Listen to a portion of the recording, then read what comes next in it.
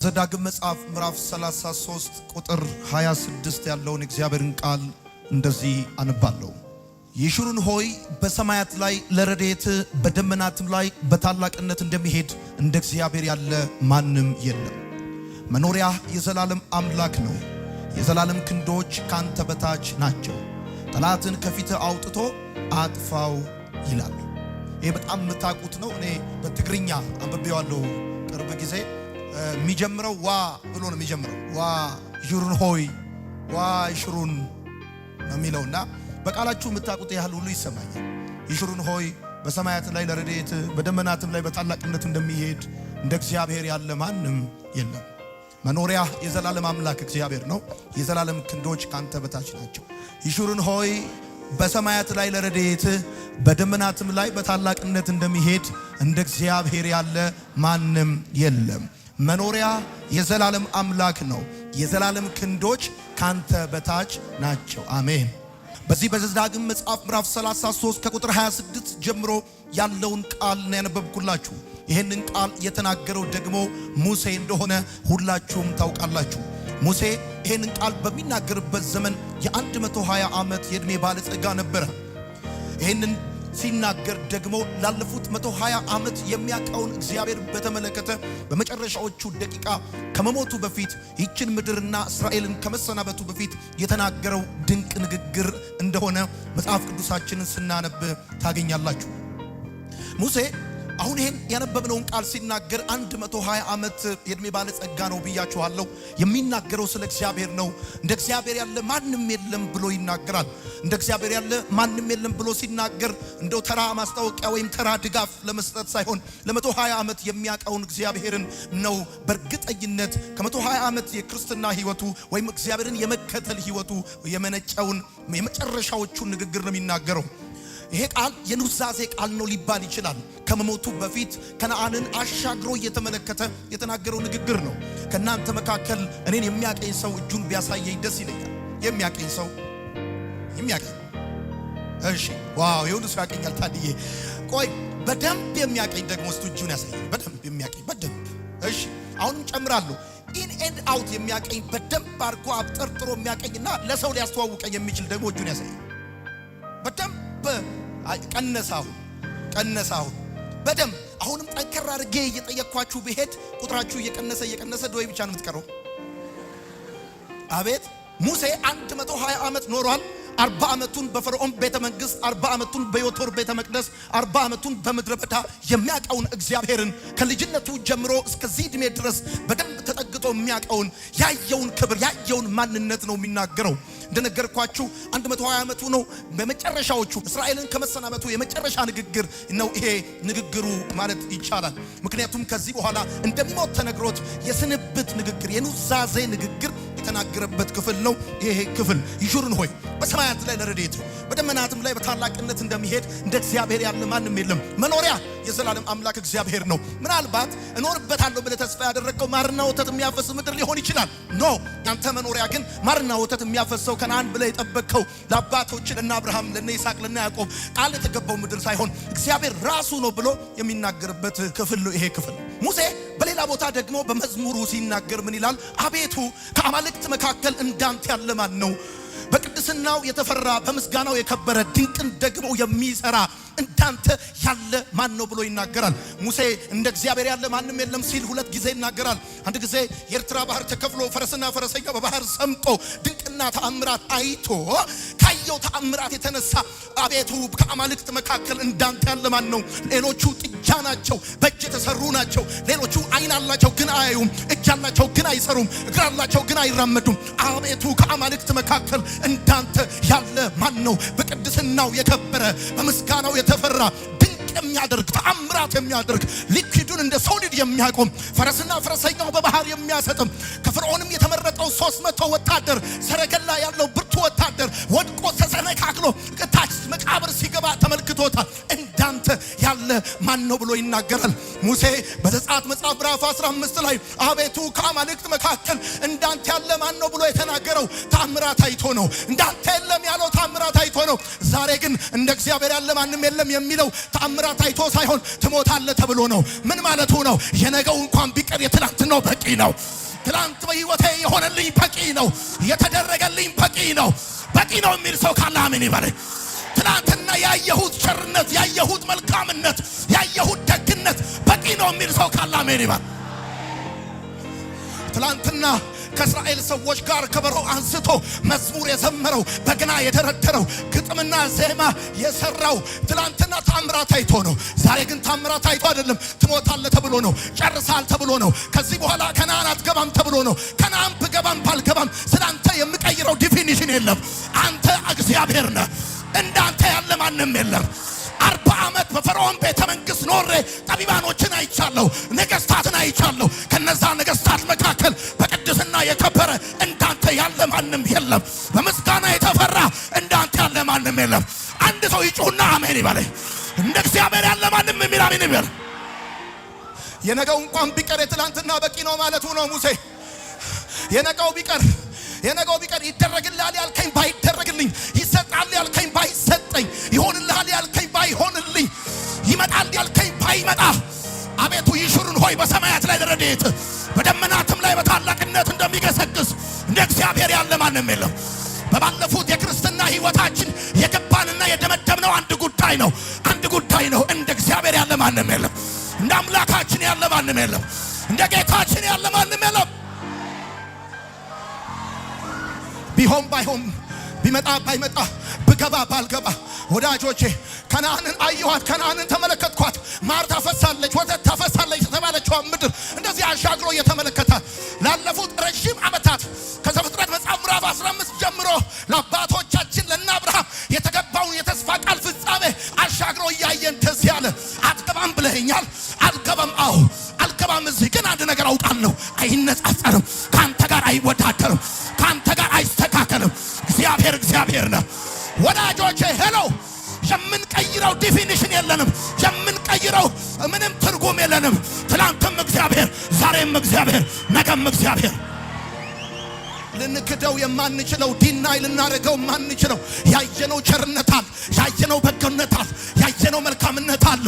መዝሙር አንቀይርም ብራዘር፣ መዝሙር አንቀይርም፣ ስብከት አንቀይርም። እግዚአብሔር ነው። እሱ እግዚአብሔር አምላካችን እንደ እግዚአብሔር ያለ ማንም የለም።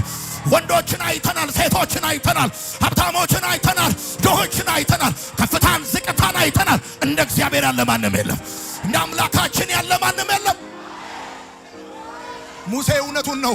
እርሱ ከሰማያት በላይ ነው ርቀቱ፣ ከባህር በላይ ነው ጥልቀቱ፣ ከአድማስ በላይ ነው ስፋቱ። እሱ የማይሾሙት ንጉሥ ነው፣ የማይጨብጡት እሳት ነው።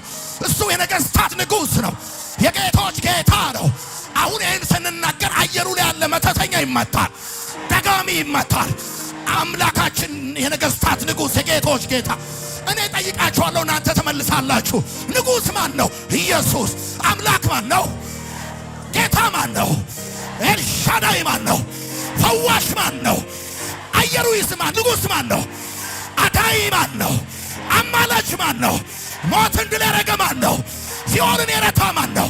ቀንበር ሰባሪ ማን ነው?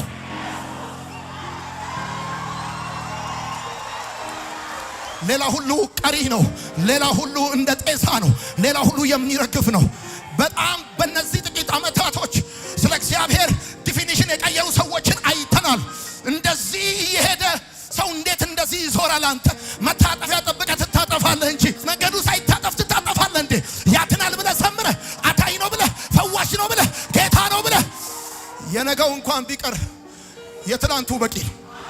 ትላንት በሕይወታችን የተደረገው የቀመስነው ፍቅር፣ የበራልን ብርሃን፣ የዳንበት እውነት፣ የመጣልን በረከት በቂ ነው። ትላንት በሕይወታችን የተደረገው እንኳን በቂ ነው። አሁን እዚህ ጋር መኖር ታቆማላችሁ ብንባል የቀረብን የለም የሆነልን እንጂ ትርፍ ነው እጃችን የገባው። ለዘላለም ነው በልባችን የፈሰሰው። ኢየሱስ ጌታ ነው ሚላ ምን ይላል? ምን መሰላችሁ እያለ ያሉ ይሽሩን ሆይ በሰማያት ላይ ለረድኤትህ ማለት ምን ማለት መሰለ? ሕዝቡ ሊረዳ በሰማይ ነው የሚኖረው ማለት ነው ትርጉሙ። ይሽሩን ሆይ በሰማያት ላይ ለረድኤትህ ማለት አንተ ሊረዳ፣ አንተ ሊንከባከብ፣ አንተ ሊከታተል፣ አንተ ሊያግዝ። አዲሱ ትርጉም የሚለው እንደዚህ ነው። ይሽሩን ሆይ በሰማያት ላይ ለረድኤትህ የሚለውን ሐሳብ የሚናገረው እስራኤልን ሊረዳ በሰማያት ላይ እንደሚገሰግስ፣ በደመናት ላይ እንደሚገሰግስ እንደሚገሰግስ በደመናት ላይ እንደሚገሰግስ ምን ሊያደርግ ሊረዳክ እንደሚገሰግስ እንደ እግዚአብሔር ያለ ማንም የለም። የትርጉሙ ሐሳብ የሚለው እንደዚህ ነው። በሰማያት የሚኖረው ካንተ ሊርቅ ፈልጎ ሳይሆን አንተ ሊረዳ ፈልጎ ነው። እንደ እግዚአብሔር ያለ ማንም የለም። መኖሪያ የዘላለም አምላክ እግዚአብሔር ነው። እና ይሄንን ነገር ሲናገር ሙሴ የ120 ዓመት የእድሜ ባለጠጋ ነው። 40 ዓመቱን በፈርዖን ቤተ መንግስት አሳልፏል። 40 ዓመቱን በፈርዖን ቤተ መንግስት ያሳልፍ ጠቢባኖችን አይቷል፣ ነገስታቶችን አይቷል፣ መሳፍንቶችን አይቷል፣ አዋቂዎችን አይቷል፣ ጠንቋዮችን ያውቃል። እሱ ብቻ አይደለም 40 ዓመት በዮቶር ቤተ መቅደስ አሳልፏል። 40 ዓመት በምድረ በዳ አሳልፏል። የ120 ዓመት የህይወቱን ጭማቂ ነው የሚያወራው። ሰመሪ ነው የሚሰራው። ከጨረስኩት ሰው እየጨረሰ እንዲህ ከተናገረ ይገርማል። ይሄ እግዚአብሔርን በግል የማወቅ ውጤት ነው። ይሄን እግዚአብሔርን በግል የመገናኘት ውጤት ነው። ይሄን እግዚአብሔርን ያለ ጥቅም ፍላጎት ለህይወት የመቅረቡ ንግግር ውጤት ነው። ሰው ዝም ብሎ እንደዚህ አይናገር። ብራዘር እንደዚህ አትገባም ተብሎ ለብዙ ዓመታት የደከመበትን ይገርማል። ለብዙ ዓመታት ዋጋ የከፈለበትን ገባለሁ ብሎ የጠበቀው ምድር አትገባም ተብሎ እንደ እግዚአብሔር ያለ ማንም የለም። በባለፉት አጭር የክርስትና የህይወት ቆይታችን የመጣም የሄደም አለ፣ ያጣነውም ያገኘነውም አለ፣ መውጣትም መውረድም አለ። ብዙ ነገሮች በህይወታችን አልፈዋል። ነገር ግን አንድ ነገር ብለን መደምደም እንችላለን። የሄደውም የሄደው የመጣውም ቢመጣ የተበላሸውም ቢበላሽ የወደቀውም ቢወድቅ ነገሮች እንደጠበቅናቸውም ባይሆኑ ግን አንድ ነገር እናውቃለን። እንዴትም እንጨርስ እንዴትም እንደ እግዚአብሔር ያለ ማንም የለም። በደንብ ረገጣክና አሜን በል። እንዴትም እንጨርስ እንዴትም ከዚህ በኋላ የቀረው የህይወታችን ዘመን እንዴትም ይሁን እንዴትም አንድ ነገር ላይ ቀየር ልባችን ላይ ታትሟል። እንደ እግዚአብሔር ያለ ማንም የለም። ጠላቶቹን የሚወድ እንደ እግዚአብሔር ያለ ማንም የለም።